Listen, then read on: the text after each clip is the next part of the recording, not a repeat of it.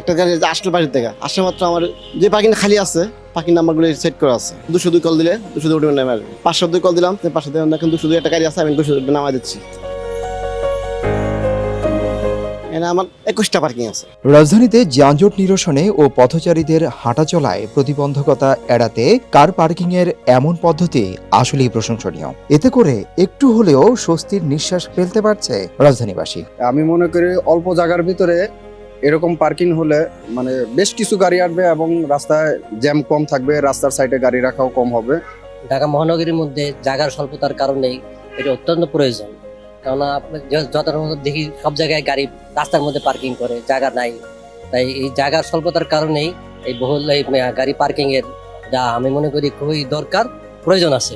এমন সুন্দর উদ্যোগ সরকারি বেসরকারি প্রতিষ্ঠানগুলো নিলে আর যত্রতত্র গাড়ি পার্কিং হবে না বলে আশাবাদ ব্যক্ত করেছেন ঢাকাবাসী।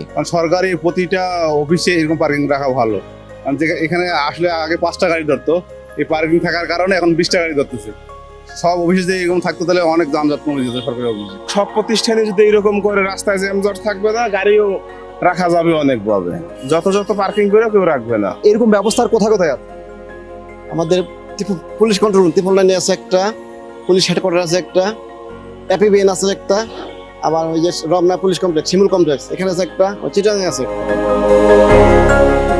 প্রযুক্তির ছোঁয়ায় পরিবর্তন হচ্ছে কার পার্কিং। এখানে কিন্তু মোট 5টি গাড়ি আগে রাখা যেত, এখন কিন্তু মোট 5তলা করা হয়েছে, মোট 21টি গাড়ি রাখা হয়। এখানকার সাধারণ মানুষরা বলছেন যে এরকম ব্যবস্থা যদি রাজধানীর ব্যস্ততম জায়গায় করা হয় যে অথবা সরকারি বেসরকারি প্রতিষ্ঠানগুলো করে, তাহলে যত্রতত্র গাড়ি থাকবে না এবং কি হচ্ছে যানজটেরও সৃষ্টি হবে না। মৎস্য ভবনের সামনে থেকে সিদ্দিকুর রহমান রুমন, হ্যালো বাংলাদেশ, ঢাকা।